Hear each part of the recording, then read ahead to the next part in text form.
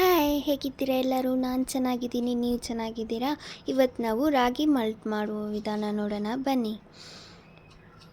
Walnuts ತಗೊಬೇಕು. ಅದು ಚೆನ್ನಾಗಿ ತೊಳೆದು ಆರಿಸ್ಕೊಂಡು ಇವಾಗ ಫ್ರೈ ಮಾಡ್ಕೊಬೇಕು. ಚೆನ್ನಾಗಿ ಫ್ರೈ ಮಾಡಾದಮೇಲೆ ಇವಾಗ ನೋಡಿ ಇದು ಹಾಕ್ಬೇಕು. ನಿಮ್ಮ ಕ್ವಾಂಟಿಟಿಗೆ ತಕ್ಕ ಬಾದಾಮಿ ತಗೊಂಡು ಅದನ್ನೇನು ಮಾಡಬೇಕು ಅಂದರೆ ಬಿಸಿ ನೀರು ಕಾಯ್ತಾ ಇರುತ್ತಲ್ಲ ಅದರಲ್ಲಿ ಹಾಕ್ಬಿಟ್ರೆ ಸಿಪ್ಪೆ ಎಲ್ಲ ಈಸಿಯಾಗಿ ಬಂದುಬಿಡತ್ತೆ. ನೆನೆಸ್ಕೊಂಡ್ರೆ ತುಂಬ ನೆಂದೋಗ್ಬಿಟ್ಟು ಇದಾಗುತ್ತೆ. ಅದಕ್ಕೆ ಬಿಸಿ ನೀರಲ್ಲಿ ಹಾಕ್ಬಿಟ್ಟು ಹೊಟ್ಟೆಲ್ಲ ಬಂದುಬಿಡತ್ತೆ. ಆಮೇಲೆ ಚೆನ್ನಾಗಿ ಆರಿಸ್ಕೊಂಡು ಚೆನ್ನಾಗಿ ಡ್ರೈ ಆದಮೇಲೆ ಇವಾಗ ಪ್ಯಾನ್ ಇಟ್ಕೊಂಡು ಅದರಲ್ಲಿ ಚೆನ್ನಾಗಿ ಫ್ರೈ ಮಾಡ್ಕೊಳ್ಳಿ. ಫ್ರೈ ಮಾಡ್ಕೊಂಡಾದ್ಮೇಲೆ ಸೈಡ್ಗೆ ಇಟ್ಕೊಳ್ಳಿ. ಇವಾಗ ಜೀರಿಗೆ ಹಂಗೆ ಚೆನ್ನಾಗಿ ಫ್ರೈ ಮಾಡ್ಕೊಬೇಕು. ಜೀರಿಗೆ ಹಾಕೋದ್ರಿಂದ ಮಕ್ಕಳಿಗೆ ಡೈಜೆಷನ್ ಪ್ರಾಬ್ಲಮ್ ಏನು ಬರೋದಿಲ್ಲ.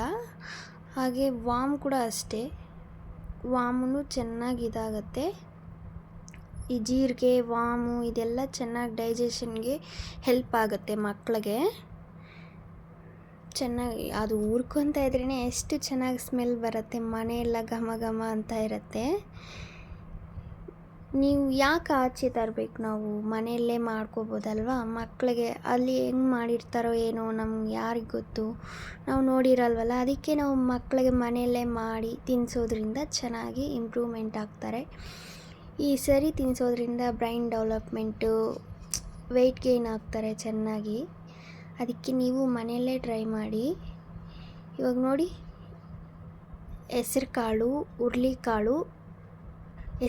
ಹುರುಳಿಕಾಳು ಚೆನ್ನಾಗಿ ತೊಳ್ಕೊಂಡು ಮೊಳಕೆ ಕಟ್ಟಿಸ್ಬೇಕು. ಆಮೇಲೆ ಇದು ಚೆನ್ನಾಗಿ ಮಾಡ್ಕೊಬೇಕು, ಒಣಗಿಸ್ಕೊಂಡ್ಬಿಟ್ಟು ಆಮೇಲೆ ಹುರ್ಕೊಬೇಕು. ಅದರಲ್ಲೇ ನಾನು ಉದ್ದಿನಬೇಳೆ ಕೂಡ ಅದನ್ನೇನು ಮೊಳಕೆ ಕಟ್ಟಿಸಿಲ್ಲ. ಇವಾಗ ನೋಡಿ, ರಾಗಿ ನೋಡಿ ಎಷ್ಟು ಚೆನ್ನಾಗಿದೆಯಲ್ಲ, ಮೊಳಕೆ ಎಷ್ಟು ತುಂಬ ಚೆನ್ನಾಗಿ ಬಂದಿದೆ. ರಾಗಿ ಮೊಳಕೆ ಕಟ್ಟೋದ್ರಿಂದ ಚೆನ್ನಾಗಿ ಇಂಪ್ರೂವ್ ಆಗ್ತಾರೆ ಮಕ್ಕಳು. ರಾಗಿನೇ ಮೇನ್ ಇಂಪಾರ್ಟೆಂಟ್ ಇದರಲ್ಲಿ. ಮೂಳೆ ಎಲ್ಲ ಚೆನ್ನಾಗಿ ಬೆಳೆಯುತ್ತೆ ಮಕ್ಕಳಿಗೆ. ಮಸಲ್ಸ್ ಎಲ್ಲ ತುಂಬ ಚೆನ್ನಾಗಿ ಇದಾಗುತ್ತೆ. ನೀವು ಮಾಡಿ ಈ ಥರ.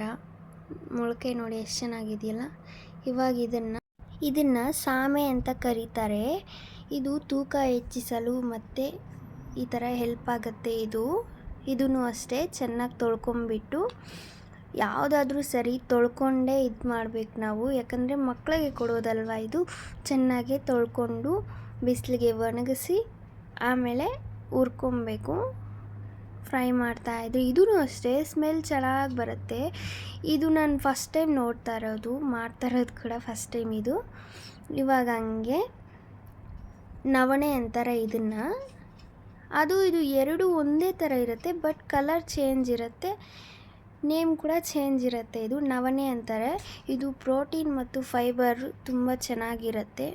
ಮಕ್ಕಳಲ್ಲಿ ಇದು ಕೊಟ್ಟರೆ ತುಂಬ ಚೆನ್ನಾಗಿ ಬೆಳವಣಿಗೆ ಆಗ್ತಾರೆ. ನೋಡಿ, ಇದು ಅಷ್ಟೇ ಘಮ ಘಮ ಅಂತ ಸ್ಮೆಲ್ ಬರ್ತಾ ಇರುತ್ತೆ. ಎಷ್ಟು ಚೆನ್ನಾಗಿದೆಯಲ್ಲ. ಇದನ್ನೆಲ್ಲ ಮಕ್ಕಳಿಗೆ ಕೊಡಬೇಕು. ನಾವು ಆಚೆ ಜಂಕ್ ಫುಡ್ ಕೊಡೋದ್ರಿಂದ ಏನಾಗುತ್ತೆ, ಹಾಸ್ಪಿಟ್ಲ್ ಖರ್ಚು ಜಾಸ್ತಿ ಆಗುತ್ತೆ. ಅದೇ ಮನೆಯಲ್ಲಿ ಈ ಥರ ನಾವು ಮಾಡಿ ಮಕ್ಕಳಿಗೆ ತಿನ್ನಿಸೋದ್ರಿಂದ ಫಸ್ಟಿಂದ 6 ತಿಂಗಳಿಂದ ಯೂಸ್ ಮಾಡ್ತಾಯಿದ್ರೆ ಮಕ್ಕಳಿಗೆ ಅದು ತುಂಬ ಇದಾಗಿ ಅವರು ತಿನ್ನೋಕ್ಕೆ ಶುರು ಮಾಡ್ತಾರೆ. ಇದನ್ನು ಸಜ್ಜೆ ಅಂತ ಕರೀತಾರೆ. ಇದೂ ಅಷ್ಟೇ ಚೆನ್ನಾಗಿ ತೊಳ್ಕೊಂಡು ಒಣಗಿಸ್ಬಿಟ್ಟು ಆಮೇಲೆ ಹುರ್ಕೊಬೇಕು. ಚೆನ್ನಾಗಿ ಹುರ್ಕೊಳ್ಬೇಕು. ನೋಡ್ತಾ ಇದ್ರೆ ಎಷ್ಟು ಚೆನ್ನಾಗಿದೆಯಲ್ಲ. ಇವನ್ನೆಲ್ಲ ಮಕ್ಕಳಿಗೆ ಇಂಟ್ರೊಡ್ಯೂಸ್ ಮಾಡಬೇಕು. 6 ತಿಂಗಳಿಂದ ಏಜ್ ಲಿಮಿಟ್ರಿ ಎಷ್ಟು ವಯಸ್ಸಲ್ಲಿರೋರು, ಚಿಕ್ಕ ಮಕ್ಕಳು 6 ತಿಂಗಳಿಂದ ಯಾರಿಗಾದರೂ ಕೊಡ್ಬೋದು. ಇವನ್ನೆಲ್ಲ ಚೆನ್ನಾಗಿರುತ್ತೆ, ಹೆಲ್ತ್ ಕೂಡ ಚೆನ್ನಾಗಿರುತ್ತೆ, ಮೂಳೆ ಎಲ್ಲ ಚೆನ್ನಾಗಿ ಸ್ಟ್ರಾಂಗ್ ಆಗಿರುತ್ತೆ, ಮಕ್ಕಳು ಬೆಳವಣಿಗೆ ಕೂಡ ಇಂಪ್ರೂವ್ ಆಗುತ್ತೆ. ಇಲ್ಲಿ ನೋಡಿ, ಅಕ್ಕಿ ತಗೊಂಡಿದ್ದೀನಿ. ಅಕ್ಕಿ ಚೆನ್ನಾಗಿ ಫ್ರೈ ಮಾಡ್ಕೊಬೇಕು. ಅಕ್ಕಿ ಕೂಡ ನಮ್ಮ ಮಕ್ಕಳಿಗೆ ತುಂಬ ಚೆನ್ನಾಗಿ ಒಳ್ಳೆಯದು. ಇದು ನೋಡಿ, ಇವಾಗ ಕಡಲೆಕಾಳು ಬಟಾಣಿ ಚೆನ್ನಾಗಿ ತೊಳ್ಕೊಂಡು ಇದನ್ನು ಮೊಳಕೆ ಕಟ್ಟಿಸ್ಬೇಕು. ಮೊಳಕೆ ಕಟ್ಟಿಸ್ಬಿಟ್ಟು ಆರಿಸ್ಬಿಟ್ಟು ಆಮೇಲೆ ಫ್ರೈ ಮಾಡ್ಕೊಬೇಕು. ಇದು ನೋಡಿ ಮೆಂತ್ಯ ಕಾಳು ಕೂಡ ಹುರ್ಕೊಬೇಕು. ಇದು ಕೂಡ ಡೈಜೆಷನ್ಗೆ ತುಂಬ ಚೆನ್ನಾಗಿ ಒಳ್ಳೆಯದು ಮಕ್ಕಳಿಗೆ. ಇವಾಗ ನೋಡಿ ಇವನ್ನೆಲ್ಲ ಮಿಕ್ಸ್ ಮಾಡ್ಕೊಬೇಕು ಒಂದು ಇದರಲ್ಲಿ ಹಾಕ್ಕೊಂಡು.